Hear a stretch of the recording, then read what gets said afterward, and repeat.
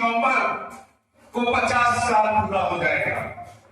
लेकिन इस 50 साल में हमने जिंदगी में जो देखा है, 18 साल की उम्र में, जब मैं 18 साल 3 महीना का था तो मैं लखनऊ में आया था रोजगार के लिए। आज मैं सब इंस्पेक्टर के पद पे हूँ। मैं बेरोजगार था, गांव का पढ़ा लिखा था, प्राइमरी स्कूल में पढ़ा था। मेरे पिताजी मुझे पूरी पकड़ के स्कूल ले गए थे पढ़ाने के लिए। ये सारी बातें करने का समय नहीं है। सिर्फ मैं यही बताऊंगा कि जब मैं लखनऊ आया था, किसी शहर में पहली बार आया था, मैं गांव में प्राइमरी में पढ़ा था, हाई स्कूल इंटर में पढ़ा था। गांव से जब रोजगार के लिए आया था तो मैं पुलिस की भर्ती के लिए देखने के लिए लखनऊ में आया था। लखनऊ आने के लिए मेरे पास पैसे नहीं थे, पुलिस की भर्ती तैयारी करने के लिए मेरे पास जूते नहीं थे। मेरे गांव की रोड थी, कंकर था, कंकर पिस डालने से पहले कंकर डाला जाता था, पत्थर डाला जाता था। मैंने अपनी लाइफ में अपनी जिंदगी की जर्नी शुरुआत किया था। तो जब मैं जर्नी शुरुआत किया था, मेरे घर की परिस्थितियां बहुत खराब थी। मेरे छत नहीं थे, मड़ई में मैं रहता था। मैं ये बात इसलिए कह रहा हूं, मैंने गरीबी को बहुत पास से देखा। के कारण, अल्कोहल करने लगे, दोस्ती के कारण दारू पीने लगे। और मेरा बहुत अच्छा परिवार था। मेरे पिताजी बहुत बड़े सोच के थे। वो टीचर की नौकरी करते हुए भट्ठा चला रहे थे। भट्ठा बहुत अच्छा चलने लगा था, 6-7 चक्कर चलने लगा था। मैं बता रहा हूं, जब मैं छोटा था, लेकिन पिताजी ने गलत संगत के कारण, एक दोस्ती के कारण इतना ज्यादा उसके साथ दारू पीने लगे कि भट्ठा भी बर्बाद हो गया, पूरी सबकी लाइफ बर्बाद हो गया। सबसे बड़ा मैं था। मैं जब 10-11 साल का था, पिताजी को दारू पी करके कहीं रोटी किनारे गिरा पड़ा देखा। मेरी पढ़ाई ब्रेक हुई। जो पिता मुझे पढ़ाने के लिए रोज स्कूल ले जाते थे, कुर्सी लगा के सामने बैठाते थे, वो पिताजी कहीं दारू के ठेके में दारू पी करके कहीं रोड के बीच नजर आते। मैंने लाइफ में देखा अच्छाई थी, बुराई थी। मैंने संकल्प लिया जीवन में कि उस जीवन में जब मैं जीवित रहूंगा तब तक कोई नशा नहीं करूंगा। आज रिकॉर्ड है कि 50 साल की उम्र में मैंने 5 तक नहीं खाया। मुझे बहुत सारे दोस्त मिले, एक खत्म ले लो, एक गिलास ले लो, दोस्ती की कसम। हमने कहा ये दोस्ती मेरे पिताजी ने निभाया कि हम घर में चले गए।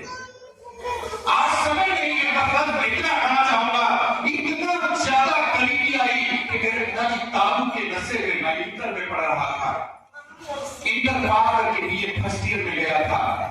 मेरे पिताजी मेरी 14 साल की मेरी बहन को मंदिर में, गांव में, एक बगल वाले गांव के भाई साहब थे, उनके दोस्ती में थे, वो भी दारू पीने वाले थे। दारू पीने की दोस्ती में उनके भाई को पकड़ करके ले आए। हमारे घर के सामने काली जी की मंदिर थी। मेरी बहन को पकड़ करके ले आए। आज तेरी दारू के नशे में 14 साल के उम्र में मेरी बहन की उन्होंने सिंदूर पहनवा दिया, दारू के नशे में, गरीबी में। मैंने वो दिन देखा है। मुझे मैं बेचैन था, मैं पढ़ रहा था कर्नाटक कॉलेज में दोस्त के साथ में, मेरा मन नहीं लगा। मैं घर वापस आया, शाम के वक्त देखा 14 साल की मेरी बहन, जिसके लिए मैं सपना देखता था, जिसके लिए यही सोचता था कि मैं जॉब करूंगा, नौकरी करूंगा, एक दिन बहन की शादी अच्छे ढंग से करूंगा। मैंने सिंदूर बांध कर उसको 14 साल की उम्र में देखा, पिता दारू पी के नशे में गिरे हुए हैं और उसकी शादी करा दी है। मैं घरे कितना उम्र था, मेरा 17 साल की उम्र थी। 17 साल का था, अभी फर्स्ट ईयर में था, बहन को सिंदूर पहने हुए 14 साल की उम्र में मैंने देखा। मैं खड़े बेहोश होकर गिर गया और रोने लगा, होश में आया। हमने कहा पिताजी आपने ये क्या कर दिया, आपने ये क्या कर दिया? मेरा सपना था कि मैं नौकरी करूंगा, पैसा कमाऊंगा, एक बहन की शादी नौकरी वाले से करूंगा। मैंने गरीबी को बहुत कायदे से देखा है। मैं जब लखनऊ में आया था, मेरे पास पैसे नहीं थे, 300 रुपया नहीं था। एक दोस्त से कहा यार कहीं से पैसे की जुगाड़ कर दो, मुझे लखनऊ पुलिस की भर्ती देखने जाना है। मैंने एक पड़ोसी में गांव था, वहां एक प्राइवेट टीचर थे, दूर के रिश्तेदार लगते थे। मैं जब उनके पास गया दोस्त के साथ में, शाम को वक्त था, एक दिन गया, दूसरे दिन गया, दूसरे दिन जब गया उनके पास में, हमने भर्ती देखने जाना है। उन्होंने दूसरे दिन शाम को वक्त था, सूर्य ढल रहा था, लालिमा सुर्मली था और फूल ढलते हुए सूर्य के सामने घर में से 300 रुपया निकाल करके लाभ के मेरे हाथों में रखे और कहे कि मैं मंदिर में दान दे रहा हूँ, अगर इस पैसे से तुम भर्ती हो जाना तो जिंदगी में जरूर याद करोगे।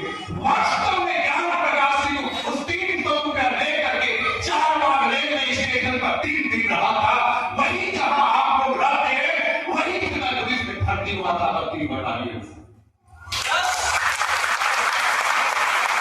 एक समय वो था जब मैं 4 बार रेलवे स्टेशन पर था। एक समय वो था जब मैं पुलिस की लाठियां खा करके लाइन में खड़ा था। एक समय आज है कि मेरा उस रोड भी मकान है और इस रोड भी मकान है। एक समय वो था कि जेल में पैसे नहीं है, आज अकाउंट में लाखों नहीं कई लाखों आरसीएम से आता, 1.5 से 2 लाख रुपया महीना आरसीएम से आता, नौकरी से आता।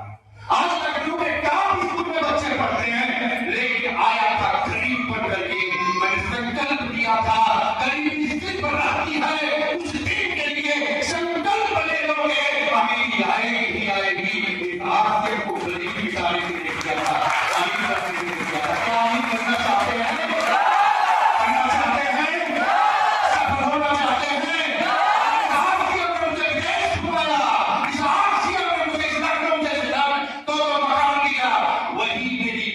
जो आज उस समय में हेल्प नहीं कर पाया था, इस आरसीएम के माध्यम से उसका बेटा बड़ा हुआ, 20 साल का हुआ। अभी पिछले संडे को मैं गया था, उसकी रायती भी उस बेटे की आने वाली है और अभी उसका वर्क करवा करके बहन को आया, बहन रोने लगी कि भैया उस समय तो आपने मदद नहीं किया, लेकिन आज मेरा बेटा गांव में ताश खेल रहा था, जुआ खेल रहा था, आपने मेरे बेटे को पूरा गांव कहने लगा कि आपको क्या है, इस बेटे को भी सुधार दिया, इसकी भी जिंदगी बना दिया, अपने भाई को भी जिंदगी बना दिया। सबने जब मैं 18 साल में नहीं पूरा किया, इस आरसीएम के दम पे आज मैंने अपने भाई का सपना पूरा किया। दोस्तों, सरकार को बार-बार नहीं मिलता है। अगर आरसीएम नहीं रहता तो मेरा भाई गांव में बेरोजगार था, वो राय की जीवन नहीं होगा। आरसीएम नहीं होता, लेकिन 5-6 हजार की नौकरी, 5,000 की आशा बहुत ही कर रही थी। आज उनका बेटा राजनीतिक जीवन बनने वाला है और वर्कर वर्ग चला रहा, आज उसको रोजगार नहीं मिलता।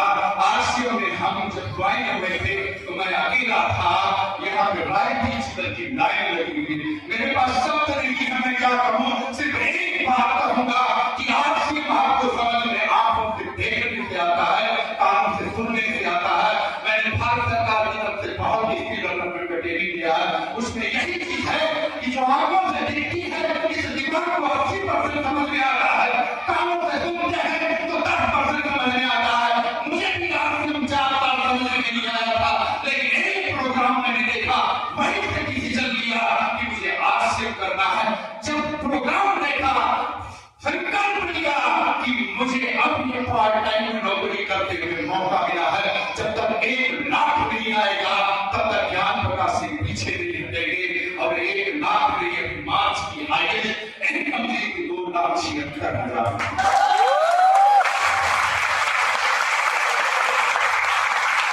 अभी आपके बीच में हूं मैं, सुबह 7 बजे मुख्यमंत्री जी को निकलना था ड्यूटी को, वर्दी पहन के यहाँ आया हूँ, खोल करके वर्दी रखा हूँ, कोट पैंट पहन करके आपके बीच में। अभी मैं एक जगह मीटिंग दे रही है, अभी मेरा बुद्धेश्वर में इंतजार हो रहा, आप चलोगे अकेले, एक दिन दुनिया आपको इंतजार करेगी।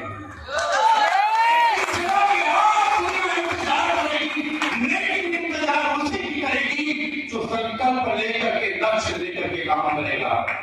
समय नहीं मेरे पास में, लेकिन सिर्फ जैसे मेरे को मोटिवेशन एक प्रोग्राम से मिला, मैं लास्ट में यही कहूंगा कि आपके शहर में रूपांतरण यात्रा होने जा रही है, पूरे भारत में चल रही है।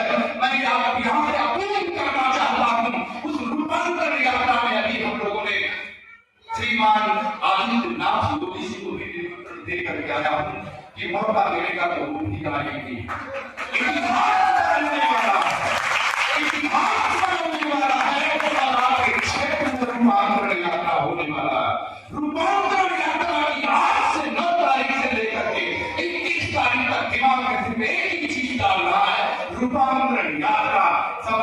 शादी से भी बढ़ करके, खुद की शादी से भी बढ़ करके अगर आपने तैयारी कर दिया कि खुद की शादी, बेटे की शादी, बेटी की शादी में सबको इनवाइट किया जाता है, चाहे मुंबई में रहे चाहे विदेश में रहे, उसी तरह से लिस्ट बनाया, रूपांतरण यात्रा में ले गए। तो जैसे ज्ञान प्रकाश सिंह को एक प्रोग्राम से समझ में आ गया कि आज से करना है तो करना है, उसी तरह से जब तक लोगों को दिमाग में ये समझ नहीं आता है कि आज से करना है, उसके लिए इतना बड़ा प्रोग्राम आपके शहर में होने वाला। मैं लास्ट में यही कहूंगा, जो जितनी बड़ी करेगा रूपांतरण यात्रा की तैयारी, उसकी सफलता की 100% है जिम्मेदारी और गारंटी।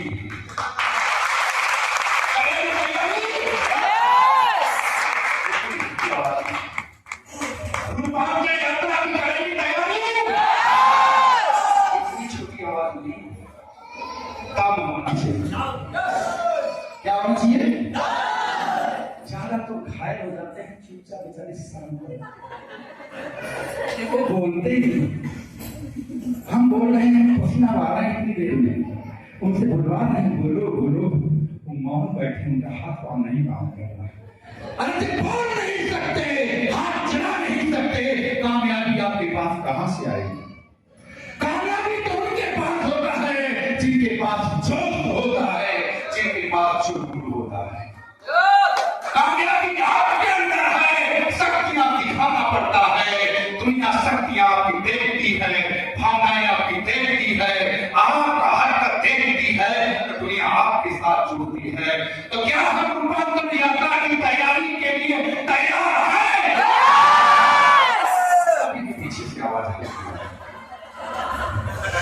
रूपांतरण यात्रा आपके सामने हो रही है, हर व्यक्ति को 10 से 20, 50, 100 जिसको जितनी क्षमता है, हमें 100% लोगों को रूपांतरण यात्रा में लेके जाएंगे। तो आपकी 100% लाइफ की जो सेलिब्रेशन अखिलेश जी को हो रहा था, चित्रा जी के हो रहा था, शिवम जी को हो रहा था, वो अगली नायकी का सेलिब्रेशन आपका है।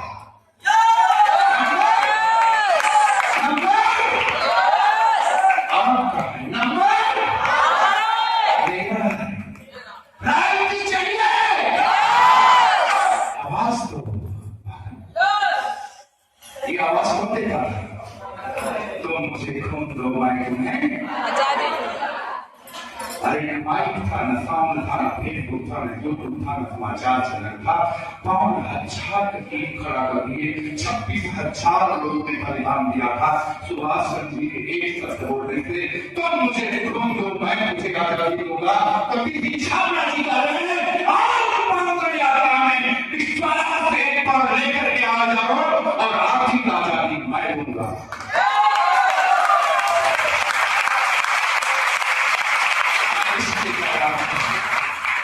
ज्ञान विकास पुलिस में नौकरी को लाखों की संख्या पाता है, लेकिन आज मेरे दोनों ग्रुप में 2 बाहें हो गई है। दोनों ग्रुप, एक ग्रुप में जैसे शिक्षा संग्राम करने वाले हैं, विमल गुप्ता निरंतर जी मार करने वाले हैं, प्रेम बहादुर जी स्टार पर है, डॉक्टर प्रकाश जी पर है, राजकिशोर जी टेक्निकल है, नारायण जी बनी लाइन है, इधर भी टेक्निकल जी पर स्टार पर है, एकता तिवारी और 8-10 नारायण जी पर इधर है। दोनों ग्रुप में इतनी बड़ी टीम बन चुकी है कि एक प्रकाश से कुछ जीत रहेंगे, तब तक पैसा आएगा, बेटा को आएगा, नाती को आएगा, पोता को आएगा। हमने पैसे की फैक्ट्री लगा दिया है आज के माध्यम। आपको चाहिए